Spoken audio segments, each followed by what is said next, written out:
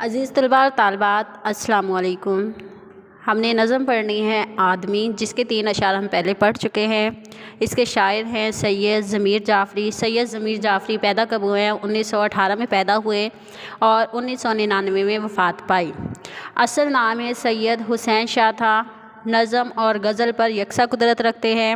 مزاحیہ نظمیں ان کی وجہ شہرت ہیں۔ مزاح میں نمایاں شگفتگی پائی جاتی ہے۔ طنز کی بہت کم تلخی ہے۔ معاشرتی خامیوں پر گہری نظر رکھتے ہیں۔ سماجی مسائل کا ادراک اور ذکر کرتے ہیں۔ فربی اور خوش خوراکی تھے، یعنی کہ فربی کا مطلب ہوتے ہیں صحت مند، اور خوش خوراک ہونے کا مطلب ہوتا ہے بہت زیادہ کھانے والے تھے۔ اکبر اعلی آبادی کے بعد مزاح کا عظیم نام سید ضمیر جعفری ہے۔ جو طنز و مزاح ہوتے ہیں، طنز و مزاح اکٹھے پائے جاتے ہیں۔ طنز کسے کہا جاتا ہے؟ کسی کی دل آزاری کو کہا جاتا ہے۔ اور مزاح کسے کہا جاتا ہے؟ کہ انسان اپنی برائی پر، اپنی کوتاہی پر خود بخود قہقہ لگانے پر مجبور ہو جائے، اسے مزاح کہا جاتا ہے۔ آگے دیکھیں نظم کا تعارف۔ تبدیلی اقتدار کے حوالے سے ماضی اور حال کا تقابلی جائزہ، یعنی کہ انسان، ماضی کا انسان اور آج کا انسان، ان کا موازنہ کیا گیا ہے کہ وہ کس طرح کے تھے۔ جدید معاشرتی اقتدار پر طنز، مادیت پرست معاشرے کی خرابیاں۔ مادیت پرست معاشرہ کیا ہوتا ہے؟ یعنی کہ جس سے مال و دولت سے پیار ہوتا ہے، اس معاشرے کی خرابیاں۔ انسان کی اخلاقی پستی کا بیان۔ ماخذ کیا ہے؟ یعنی کہ یہ کس سے لیا گیا ہے؟ نشاط تمنا میں پہلے یہ نظم شائع ہوئی، اس کے بعد معافی الضمیر میں یہ نظم شائع ہوئی۔ 3 اشعار ہم پڑھ چکے تھے۔ آگے چوتھا شعر دیکھیے کہ زندگی نیچے کہیں منہ دیکھتی ہی رہ گئی، کتنا اونچا لے گیا جینے کا معیار آدمی۔ منہ دیکھنا، حیران ہونا، جینا، زندگی گزارنا، معیار انداز یا پیمانہ۔ یہ آدمی اپنے جینے کا معیار بہت اونچا لے گیا ہے کہ زندگی کہیں نیچے منہ دیکھتی ہی رہ گئی۔ اگر ہم اسے صحیح طریقے سے بیان کریں تو کیا ہوگا اس کا مفہوم؟ کہ آج کے انسان نے اپنی زندگی کا معیار اس قدر بلند کر لیا ہے کہ وہ اپنی زندگی کے اصل مقصد کو ہی بھول گیا ہے۔ اب اس میں شاعر کیا کہنا چاہ رہا ہے کہ موجودہ دور میں آدمی اپنا معیار زندگی اتنا اونچا لے گیا ہے کہ حقیقی، سچی اور کھری زندگی نیچے کہیں حیران ہے۔ یہ مال و دولت کی ہوس میں اندھا ہو کر روحانی قدروں سے بیگانہ ہو گیا ہے۔ اسے دولت، کوٹھی اور کار کو زندگی کا مقصد بنا لیا ہے، اور اس کے حصول کے لیے جائز و ناجائز حربوں کو استعمال کرنے سے بھی گریز نہیں کرتا۔ روپے پیسے کی اہمیت نے اس کے دل سے ہمدردی، خلوص اور محبت کو ختم کر دیا ہے۔ احساس ہمدردی اور مروت سے عاری ہو گیا ہے، اس لیے وہ غریبوں کی غربت اور دکھوں کی پرواہ کیے بغیر عیش و عشرت کی زندگی گزار رہا ہے۔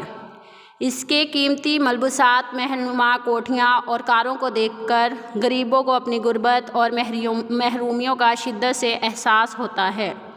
تو وہ کیا کہتے ہیں کہ زندگی اپنی اصل صورت میں فطرت سے قریب تر ہوتی ہے، مگر جب اسے فطرت سے دور کر دیا جائے تو اس میں تصنع یعنی کہ بناوٹ آ جاتی ہے، اور اس کا حقیقی حسن اور لطف جو ہے وہ ختم ہو جاتا ہے۔ آج ہر کوئی اسی تگ و دو میں ہے کہ کسی نہ کسی طرح معیار زندگی کو بلند کیا جائے، کہ انسان نے اپنی سہولیات کے لیے بہت سی مشینیں لے آیا ہے، کہ انسان کیا کرتا ہے کہ آٹا گوندنے والی مشین آ گئی ہے، روٹی پکانے والی مشین آ گئی ہے، اس کے علاوہ برتن دھونے والی مشین آ گئی ہے، یعنی کہ جو ہر کام انسان کرتا تھا وہ مشینوں سے لیا جاتا ہے، جس کی وجہ سے اس کے جو احساس ہے، اس کے اندر سے احساس جو ہے غریبوں کا وہ ختم ہو چکا ہے، ہمدردی جو ہے وہ ختم ہو چکی ہے۔ جو پہلا انسان تھا، ماضی کا انسان تھا، اس کے اندر یہ تمام چیزیں پائی جاتی تھی، کیونکہ وہ سب مل کر کام کرتے تھے، تو ان کے اندر ہمدردی، پیار اور محبت پایا جاتا تھا، جبکہ آج کے انسان میں یہ سب چیزیں ناپید ہیں، یعنی کہ ختم ہو چکی ہیں۔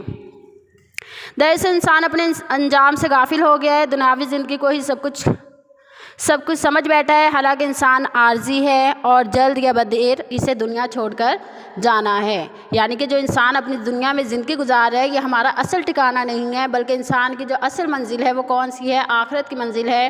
انسان کو دنیا میں رہتے ہوئے یہ سوچنا چاہیے کہ میں ہمیشہ رہنے والا نہیں ہوں، بلکہ میں ہمیشہ جو میری ابدی زندگی ہے، دائمی زندگی ہے، وہ کون سی ہے؟ آخرت کی زندگی ہے۔ انسان اپنی خود ساختہ مصنوعی معیار زندگی کو برقرار رکھنے کے لیے سر توڑ کوشش کر رہا ہے۔ اس کی زندگی کی ظاہری چکا چوند تو بہت متاثر کن ہے، لیکن دلی طور پر بے حد پریشان ہے۔ حقیقت یہ ہے کہ جب لوگ اپنا معیار زندگی دنیاوی آرام و آسائش، گھر، کار، بینک بیلنس کو ٹھہرا لیں تو انسانی قدریں کیا ہو جاتی ہیں؟ ختم ہو جاتی ہیں۔ تو انسانی قدریں پامال ہو جاتی ہیں اور جس کی وجہ سے اونچ نیچ جنم لیتی ہے، یعنی کہ غریب اور امیری جنم لیتی ہے، جس سے زندگی میں تلخیاں پیدا ہو جاتی ہیں۔ شاعر کی خواہش ہے کہ معاشرہ طبقاتی اونچ نیچ اور استحصال سے پاک ہو۔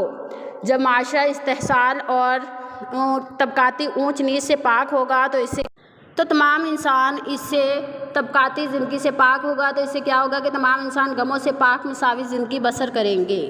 حوالہ جات کے اشعار دیکھیے کہ درد دل کے واسطے پیدا کیا انسان کو، درد دل کے واسطے پیدا کیا انسان کو، ورنہ طاعت کے لیے کچھ کم نہ تھے کرو بیان۔ کرو بیان کا مطلب کیا ہوتا ہے؟ یعنی کہ فرشتے۔ اب اطاعت جو لفظ ہے، بچے جو ہیں وہ الف لکھ دیتے ہیں، الف نہیں آتا بلکہ طاعت ہوتا ہے، مطلب دونوں کا ایک ہی ہوتا ہے لیکن لفظ کیا ہے؟ طاعت ہے۔ بڑھ کے سامان عیش و عشرت کا، بڑھ کے سامان عیش و عشرت کا خون کرتا ہے آدمیت کا، یعنی کہ انسان نے اپنی عیش و عشرت کے لیے بہت سی چیزیں پیدا کر لی ہیں، بہت سی چیزیں ایجاد کر لی ہیں، جس کی وجہ سے کس کا خون ہو گیا ہے؟ احساس مروت کا، احساس کا، لحاظ کا، ہمدردی کا، ان تمام چیزوں کا خون ہو گیا ہے۔ آگے دیکھیے 5واں شعر۔ عمر بھر صحرا نوردی کی مگر شادی نہ کی، کیس دیوانہ بھی تھا کتنا سمجھدار آدمی۔ صحرا نوردی کا مطلب کیا ہوتا ہے؟ صحراؤں یا جنگلوں میں پھرنا۔ دیوانہ عاشق، سمجھدار سوجھ بوجھ رکھنے والا آدمی یا عقل مند۔ اب اس میں وہ کیا کہہ رہا ہے کہ کیس، مفہوم دیکھیے اس شعر کا کہ کیس جسے ہم دیوانہ سمجھتے ہیں، کیس کسے کہا جاتا ہے؟ مجنوں کو کہا جاتا ہے، ٹھیک ہے۔ کیس جسے ہم دیوانہ سمجھتے ہیں اس نے ساری عمر صحرا کی خاک چھانی مگر شادی نہ کر کے اپنا عقل مند ہونا ثابت کر دیا۔ یعنی کہ کیس جو ہے وہ دیوانہ ہے، پاگل ہے، مجنوں ہے، تو اس نے کیا کیا کہ اس نے عشق کیا اور اس نے عشق میں ساری کی ساری زندگی جو ہے وہ صحرا میں پھرتا رہا، اپنے گھر بار سے دور رہا، لیکن وہ کیا ہے کہ وہ کتنا سمجھدار آدمی ہے کہ اس نے شادی نہیں کی۔ اب دیکھیے اس میں کیا کہہ رہا ہے کہ کیس دراصل ایک شہزادہ تھا جس کے بارے میں کہا جاتا ہے کہ اسے لیلا نامی ایک خاتون سے عشق ہو گیا تھا، اور اسی کے عشق میں وہ تمام عمر صحراؤں میں مارا پھرتا رہا۔ شاعر نے اسی سے ایک مزاحیہ پہلو نکالا ہے، ٹھیک ہے۔ یہاں پر مزاح کا پہلو آتا ہے کہ شاعر کہتا ہے کہ کیس نے دیوانے پن کا ڈرامہ کیا تھا، یعنی کہ وہ اس سے سچا پیار نہیں کرتا تھا بلکہ وہ ڈرامہ کر رہا تھا۔ دراصل اس کی دیوانگی میں بھی اس کی عقل مندی پوشیدہ تھی، وہ تمام عمر صحراؤں میں پھرتا رہا۔ اگر واقعی وہ لیلا کا اس قدر سچا عاشق ہوتا تو اس سے شادی کیوں نہ کی؟ شاعر کے خیال میں کیس شادی کے جھنجھٹوں اور بکھیروں سے آزاد رہنا چاہتا تھا، یعنی کہ شادی کے بعد جو ذمہ داریاں ہوتی ہیں ان سے بخوبی آگاہ تھا اور ان سے آزاد رہنا چاہتا تھا، اس لیے اس نے شادی نہ کی۔ وہ جانتا تھا کہ شادی کے بعد مسائل خود بخود جنم لیتے ہیں یا خود بخود پیدا ہو جاتے ہیں کہ عشق جو ہے وہ کہیں دور رہ جاتا ہے۔ اس لیے تو کسی شاعر نے کہا ہے کہ ایک بیوی ہے 4 بچے ہیں، ایک بیوی ہے 4 بچے ہیں، عشق جھوٹا ہے لوگ سچے ہیں۔ یعنی کہ جب انسان شادی کر لیتا ہے تو اس کے بعد کیا ہوتا ہے کہ بچے پیدا ہو جاتے ہیں، اور جب بچے پیدا ہو جاتے ہیں تو اس کے بعد جو ان کی محبت ہوتی ہے وہ ختم ہو جاتی ہے، کیونکہ جو شوہر ہوتا ہے یا عاشق ہوتا ہے وہ کیا کرنے لگ جاتا ہے؟ اپنے بچوں کی پرورش میں یا ان کے لیے کھانے کمانے کے لیے بندوبست کرتا ہے۔ اس کے بعد جو بیوی ہوتی ہے وہ گھر کے کاموں میں لگ جاتی ہے، اور اس سے کیا ہوتا ہے کہ ان دونوں کے درمیان جو قربت ہوتی ہے وہ ختم ہو جاتی ہے۔ تو اسی لیے کہا جاتا ہے کہ شادی کے بعد عشق و محبت ساری کی ساری ختم ہو جاتی ہے۔ شاعر نے موجودہ دور کے عاشق کا نقشہ بھی پیش کیا ہے کہ وہ عشق تو کر لیتا ہے لیکن جب شادی کا نام لیا جائے تو گھبراتا ہے، اور شادی سے آزادی سلب ہو جاتی ہے اور انسان ذمہ داریوں اور پابندیوں کے بوجھ تلے دبتا ہی چلا جاتا ہے۔ شاعر کی اسی بات میں ہلکا سا طنز بھی ہے کہ دور حاضر کے نوجوان شادی کرنا گلے میں توک ڈالنے کے مترادف سمجھتے ہیں۔ ان کا خیال ہے کہ شادی کرنا سنت اور فطرت کے عین مطابق ہے اور معاشرے کی ترقی کی ضامن بھی ہے، لیکن موجودہ دور کی مہنگائی اور غیر شرعی رسومات نے شادی جیسے آسان عمل کو مشکل ترین بنا دیا۔ یعنی کہ جو شادی پہ بے فضول رسومات کی جاتی ہیں، بے فضول خرچ کیا جاتا ہے، جس کی وجہ سے شادی جو ہے وہ بہت زیادہ مشکل ہو گئی ہے۔ جس کے لیے انہوں نے مجنوں کی مثال پیش کی کہ مجنوں نے پاگل پن کے باوجود بھی عقل مندی کا مظاہرہ کیا کہ اس نے عشق تو کیا اور لیلا کے عشق میں جنگلوں میں بھی مارا پھرا، لیکن اس نے اس سے شادی نہیں کی۔ حوالہ جات کے اشعار دیکھیے، عاشق و معشوق ہے اور کثرت اولاد ہے، عاشق و معشوق ہے اور کثرت اولاد ہے، اے شریک زندگی شادی بری افتاد ہے۔ افتاد کا مطلب ہوتا ہے مصیبت۔ اگلا شعر دیکھیے، ان کی فرمائش نئی دن رات ہے اور تھوڑی سی میری اوقات ہے، یعنی کہ مجھے پتہ ہے میری اوقات کیا ہے، اگر میں شادی کر لوں گا تو جو میری بیوی ہوگی تو اس کی بہت سی فرمائشیں ہوں گی، نت نئی فرمائشیں ہوں گی جسے میں پورا نہیں کر سکتا، اس لیے مجھے پتہ ہے کہ میری کیا اوقات ہے، اس لیے میں اپنی اوقات میں ہی رہتا ہوں۔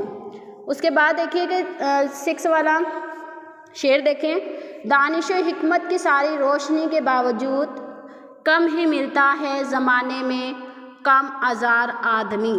اب وہ اس میں کیا کہہ رہا ہے کہ آج کے دور میں حکمت کسے کہا جاتا ہے، دانش کسے کہا جاتا ہے، عقل کو کہا جاتا ہے، دنائی کو کہا جاتا ہے، عقل کو کہا جاتا ہے، دنائی کو کہا جاتا ہے، حکمت بھی دنائی ہوتی ہے، کم آزار ہوتا ہے بے ضرر، یعنی کہ تھوڑی تکلیف دینے والا، کم آزار ہوتے ہیں تکلیف دینے والا۔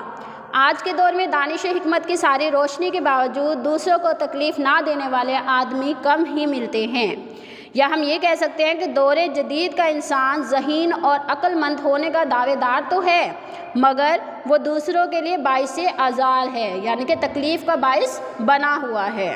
اب اس میں شاعر کیا کہہ رہا ہے کہ موجودہ دور کے انسانوں کے رویوں پر تنقید کی ہے۔ شاعر کا کہنا ہے کہ اگرچہ آج انسان مریخ پر اپنی عظمت کے نشان ثابت کر چکا ہے، نشان ثبت کر چکا ہے اور اس نے ستاروں پر کمندیں ڈال دی ہیں، سمندروں کی اتھاہ گہرائیوں میں پوشیدہ رازوں کو عیاں کر لیا ہے، پہاڑوں کا بھی سینہ چاک کر لیا ہے، اپنے علم و فضل کی بدولت زمین کا سینہ چیر کر اپنے لیے آسائش کے سامان مہیا کر لیے ہیں، مگر پھر بھی وہ دیگر انسانوں کے ساتھ مل کر رہنے کا ڈھنگ نہیں سیکھ پایا۔ اسی لیے تو کہا ہے کہ انسان نے ہوا میں اڑنے کا طریقہ سیکھ لیا، پانی میں تیرنے کا طریقہ سیکھ لیا، لیکن اس نے کیا کیا کہ اسے زمین پر رہنے کا طریقہ نہیں آیا، نہ ہی اسے کسی نے یہ طریقہ سکھایا ہے۔